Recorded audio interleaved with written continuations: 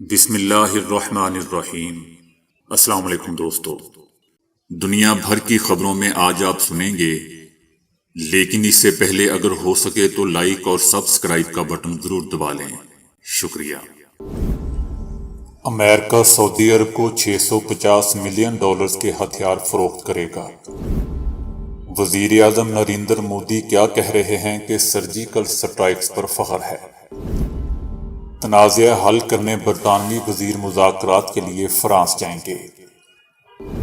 افغانستان مزار شریف میں 4 سماجی کارکن خواتین کو مار دیا گیا۔ برازیل میں حلال سیاحتی شہر کے قیام کا منصوبہ۔ بھارتی ٹیم پر الزامات بکواس ہیں پاکستانی سٹارز کرکٹرز۔ بھارت کے متعلق کچھ حقائق جو شاید آپ نہیں جانتے۔ سائنسدانوں نے پر اسرار گرم سیاہ برف بنا لی۔ تو آئیے چلتے ہیں اب خبروں کی تفصیل کی جانب۔ امریکہ نے سعودی عرب کے لیے دفاعی ہتھیاروں کی $650 ملین کی فروخت کی منظوری دے دی، جو بائیڈن انتظامیہ کا خلیجی ریاست کے ساتھ ہتھیاروں کا پہلا بڑا سودا ہوگا۔ امریکی محکمہ خارجہ نے سعودی عرب کو موجودہ اور مستقبل کے خطرات سے نمٹنے میں مدد کے لیے فروخت کی منظوری دی ہے۔ بیان میں کہا گیا ہے کہ یہ مجوزہ فروخت ایک دوست ملک کی سلامتی کو بہتر بنانے میں مدد دے کر امریکہ کی خارجہ پالیسی اور قومی سلامتی کو سپورٹ کرے گی، جو مشرق وسطیٰ میں سیاسی اور اقتصادی پیش رفت کے لیے ایک اہم قوت ہے۔ یاد رہے دوستو کہ اس سے پہلے صدر جو بائیڈن نے کہا تھا کہ یمن میں سعودی عرب کی جانب سے جارحانہ کارروائیوں کے باعث امریکہ اپنی حمایت سمیت ہتھیاروں کی فروخت ختم کر دے گا۔ تاہم اب امریکہ کی جانب سے ایک بڑی ڈیل سامنے آئی ہے۔ ہتھیاروں کی فروخت کے لیے کانگریس کی منظوری کی ضرورت نہیں ہے، لیکن قانون ساز سینٹ اور ایوان نمائندگان میں نامنظور بل پاس کر کے معاہدے کو روک سکتے ہیں۔ انڈیا کے وزیر اعظم نریندر مودی نے دیوالی کا تہوار انڈیا کے زیر انتظام مقبوضہ وادی میں تعینات فوجیوں کے ساتھ منایا اور اس موقع پر کہا کہ مجھے سرجیکل سٹرائکس میں آپ کے کردار پر فخر ہے۔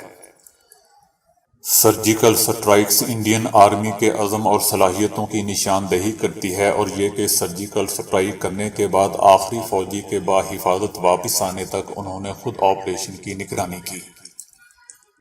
یاد رہے دوستو کہ انڈیا نے 29 ستمبر 2016 کو مقبوضہ وادی کے اڑی سیکٹر میں آرمی بیس پر حملے کے جواب میں LOC کے پار ناکام سرجیکل سٹرائک کرنے کا دعویٰ کیا تھا۔ وزیر اعظم نریندر مودی کا کہنا تھا کہ یہ آپ سب کی وجہ سے ہے کہ ہمارے ملک کے لوگ سکون سے سو سکتے ہیں اور تہواروں کے دوران یہاں خوشی ہوتی ہے۔ ان کا مزید کہنا تھا کہ آپ کے سرجیکل سٹرائک کو ملک ہمیشہ یاد رکھے گا۔ دوستو جیسے انڈیا سرجیکل سٹرائک کرتا ہے، اس کو انڈیا تو کیا دنیا بھی یاد رکھتی ہے اور یاد کر کے ہنستی ہے۔ انڈیا اپنا مذاق دنیا میں خود بنواتا ہے اور نام پاکستان کا لگا دیتا ہے کہ پاکستان ہمیں بدنام کرتا ہے۔ بہرحال وزیر اعظم کا عہدہ سنبھالنے کے بعد سے وزیر اعظم مودی ہر سال دیوالی سرحدی علاقوں میں تعینات فوجیوں کے ساتھ مناتے آ رہے ہیں۔ انہوں نے 2014 میں سیاچن کے دورے سے اس سلسلے کا آغاز کیا تھا۔ یاد رہے دوستو کہ انڈیا کے زیر انتظام مقبوضہ وادی میں پونچھ اور راجبری چڑوا سرحدی اضلاع میں تشدد میں اضافہ دیکھنے میں آیا ہے، اور گزشتہ 3 ہفتوں کے دوران انڈیا کے 11 فوجی مارے گئے ہیں۔ انڈیا کی آرمی گزشتہ 24 دنوں میں پونچھ اور راجبری کے جنگلات میں سب سے طویل آپریشن میں مصروف ہے۔ آپریشن میں 9 فوجی اپنی جانوں سے ہاتھ دھو بیٹھے ہیں، لیکن اب تک اسے کوئی کامیابی نہیں ملی ہے۔ ماہی گیری کے حقوق پر مذاکرات کرنے کے لیے برطانوی وزیر فرانس جائیں گے۔ اس نئے بحران کی وجہ سے دونوں ممالک کے درمیان تعلقات میں مزید تناؤ آیا ہے۔ یہ ملاقات فرانسیسی عدالت کی جانب سے ایک برطانوی جہاز کو چھوڑنے کے بعد ہو رہی ہے۔ دونوں ممالک کی قیادت کی جانب سے تلخ بیانات کے بعد برطانیہ کے بریگزٹ منسٹر فرانس کے ساتھ مذاکرات کریں گے۔ یاد رہے دوستو کہ بریگزٹ معاہدے کے بعد برطانیہ اور فرانس کے درمیان ماہی گیری پر تنازع شدت اختیار کر گیا ہے، اور فرانس نے خبردار کیا ہے کہ اگر اس کے ماہی گیروں کو برطانوی پانیوں تک رسائی نہ دی گئی تو برطانیہ کے ساتھ تجارتی معاملات تعطل کا شکار ہو جائیں گے۔ برطانیہ سے فرانس لائی جانے والی اشیاء کی جانچ پڑتال کی جائے گی جبکہ سی فوڈ پر پابندی ہوگی۔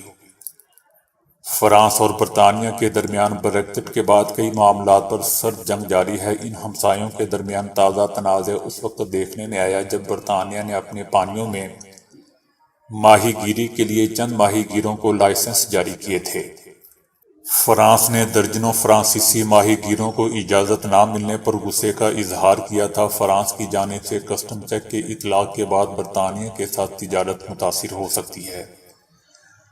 برطانوی ماہی گیروں کا کافی انحصار بھی فرانسیسی بندرگاہوں پر ہے۔ فرانس نے دعویٰ کیا ہے کہ فرانس تقریباً 50% لائسنس کھو چکا ہے، جو گزشتہ سال برطانیہ اور یورپی یونین میں طے پائے جانے والے ماہی گیری کے معاہدے کے تحت ہمارا حق تھا۔ افغانستان کے شہر مزار شریف میں 4 سماجی کارکن خواتین کی پراسرار موت واقع ہوئی ہے۔ چاروں کارکن خواتین کو مار کر ان کی باڈیز مضافاتی علاقے خالد بن ولید میں پھینکی گئی۔ ایک مقتول خاتون کارکن کا شوہر سیکیورٹی خطرات کے باعث افغانستان چھوڑ کر پڑوسی ملک ایران میں پناہ لے چکے ہیں۔ ان کا کہنا تھا کہ ان کی بیوی کو 3 دیگر خواتین کارکنوں کے ہمراہ بدھ کی سپہ نشانہ بنایا گیا۔ مقتولہ کے شوہر کے مطابق ان کی اہلیہ کو بعض افراد نے خود کو انسانی حقوق کے کارکن ظاہر کر کے فون پر ملاقات کے لیے بلایا۔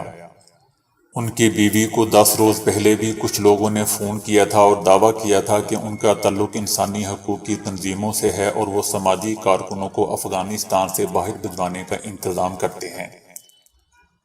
ان کا کہنا تھا کہ میری اہلیہ نے اپنی تعلیمی اسناد اور سفری دستاویزات لے کر گھر چھوڑا اور جاتے ہوئے بتایا کہ وہ انسانی حقوق کی ایک تنظیم کی مدد سے خفیہ طریقے سے بیرون ملک جا رہی ہیں۔ مزار شریف میں مقامی طالبان حکام نے خواتین کارکنوں کے واقعہ پر تبصرہ نہیں کیا۔ نامعلوم افراد خاتون سماجی کارکن کی باڈی ہاسپٹل لے کر پہنچے تھے اور ہاسپٹل انتظامیہ کے پاس ان کے بارے میں کوئی تفصیل نہیں تھی۔ مقتولہ کے خاندان کے افراد کے مطابق انہوں نے مقامی طالبان حکام کو اس واقعے سے متعلق آگاہ کیا مگر ان کی جانب سے مثبت جواب نہیں ملا۔ برازیل کا شہر فوز گواسو دنیا بھر کے سیاحوں کی دلچسپی کا مرکز بن گیا ہے، جہاں جنوبی امریکہ کی سب سے بڑی آبشار گواسو بھی واقع ہے۔ سال 2019 میں 20 لاکھ سے زیادہ سیاحوں نے فوز گواسو کا رخ کیا تھا۔ کورونا کی عالمی وبا کے باعث سیاحوں کی تعداد میں خاطر خواہ کمی واقع ہوئی تھی، جس کے بعد یہ ایک مرتبہ پھر حلال سیاحتی مرکز بننے جا رہا ہے جو دنیا بھر کے مسلمانوں کی توجہ کا مرکز ہوگا۔ شہر فوز گواسو کی کل 2,60,000 کی آبادی میں سے 20,000 مسلمان رہائش پذیر ہیں۔ فوز گواسو میں متعدد عرب ریستوران اور دکانیں بھی واقع ہیں۔ لاطینی امریکہ میں مسلمانوں کی موجودگی کی سب سے واضح علامت عمر ابن الخطاب مسجد بھی فوز گواسو میں ہی واقع ہے۔ برازیل میں سی ڈائل حلال نامی کمپنی کے سربراہ علی سیفی کا کہنا ہے کہ مقامی کمیونٹی کے لیے حلال انفراسٹرکچر موجود ہے۔ فوز گواسو شہر کو حلال سیاحتی مرکز بنانے کا منصوبہ علی سیفی کا تخلیق کرتا ہے۔ ان کا کہنا ہے کہ ہم چاہتے ہیں کہ زیادہ سے زیادہ مسلمان یہاں آئیں۔ مسلمانوں کو سفر کے دوران کھانے کی پریشانی رہتی ہے، خاص طور پر جب ہم گھر والوں کے ساتھ سفر کر رہے ہوتے ہیں۔ آئیڈیا یہ ہے کہ یہاں پر 100% حلال سیاحتی پیکج پیش کیا جائے۔ ہوٹلوں میں نہ صرف حلال کھانا آرڈر کیا جا سکے گا بلکہ نماز ادا کرنے کا بھی خصوصی انتظام ہوگا۔ افغانستان سے ورلڈ کپ میچ فکس نہیں تھا، پاکستانی سٹارز بھارت کی وکالت کرنے لگے۔ بھارت نے افغانستان کو بدھ کے روز 69 رنز سے شکست دے کر T20 ورلڈ کپ میں پہلی فتح حاصل کی تھی۔ البتہ سوشل میڈیا پر اس میچ پر شکوک و شبہات کا اظہار کیا جاتا رہا۔ ٹاس کے موقع پر ایک زیر گردش ویڈیو کو بنیاد بنا کر دعویٰ کیا جا رہا ہے کہ ویراٹ کوہلی نے ٹاس جیتنے والے افغان کپتان محمد نبی کو پہلے بولنگ کی ہدایت دی۔ البتہ پاکستان کے سابق فاسٹ بولرز کپتان وسیم اکرم اور وقار یونس ان الزامات کو بکواس قرار دے رہے ہیں۔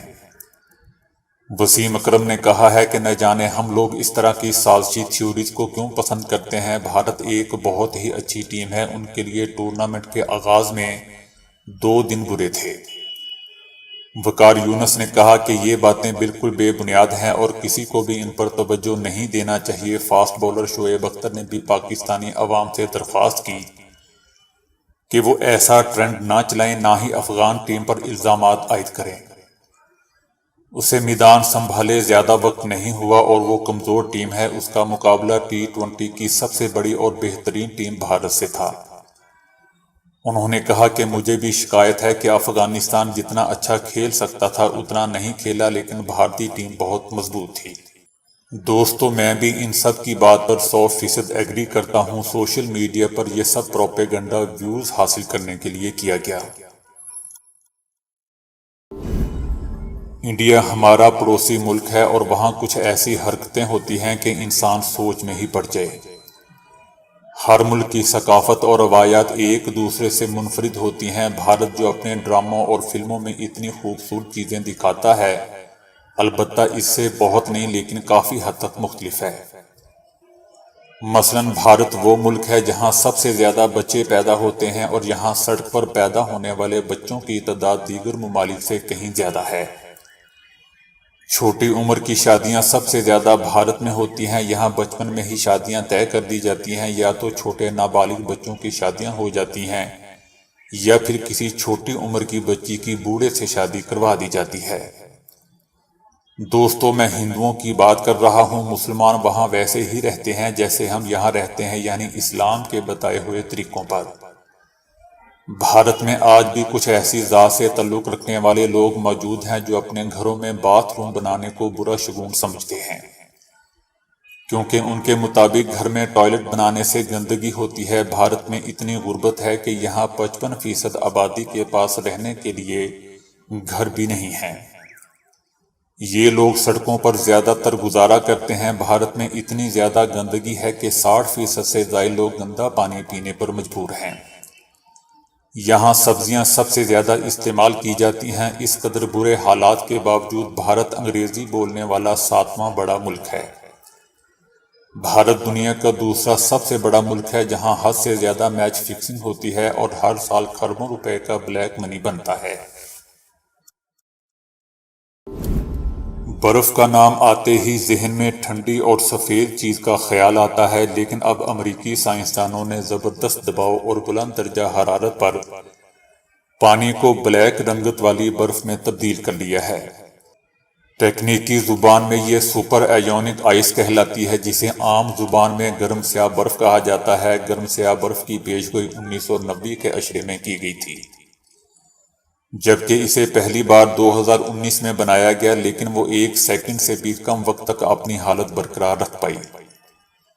نئے تجربات میں آرگون نیشنل لیبارٹری امریکہ میں تیار کی گئی سپر ایونک آئس کئی سیکنڈ تک اپنی اسی حالت میں رہی، اور یوں سائنسدانوں کو اس کی کچھ اہم خصوصیات معلوم کرنے کا موقع بھی مل گیا۔ دوستو، یاد رہے کہ شدید دباؤ اور زبردست درجہ حرارت پر یہ پر اسرار برف اس وقت بنتی ہے جب پانی کے مالیکیولز میں موجود ہائیڈروجن اور آکسیجن ایک دوسرے سے الگ ہو کر آئنز کی شکل اختیار کر لیتے ہیں۔ اس کی رنگت بلیک ہو جاتی ہے۔ آرگون نیشنل لیبارٹری میں یہ گرم سیاہ برف انتہائی خصوصی حالات کے تحت تیار کی گئی، جس کے لیے پانی پر 20 گیگا پاسکل دباؤ ڈالا گیا، جو عام ہوا کے دباؤ سے تقریباً 2 لاکھ گنا زیادہ تھا۔ سائنسدانوں کو معلوم ہوا کہ یہ برف 627 ڈگری سینٹی گریڈ پر بننا شروع ہوئی اور 1627 ڈگری سینٹی گریڈ تک برقرار رہی۔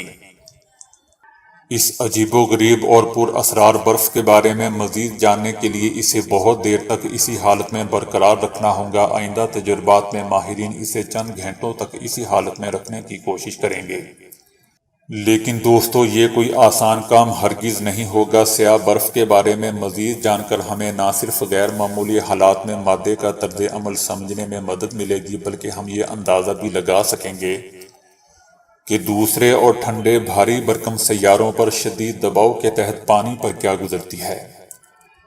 دوستو اس تحقیق کی تفصیل نیچر فزکس کے تازہ میگزین میں شائع ہوئی ہے۔ تو دوستو ابھی کے لیے اتنا ہی۔ ویڈیو کو لائک اور شیئر کرنے کا بہت بہت شکریہ۔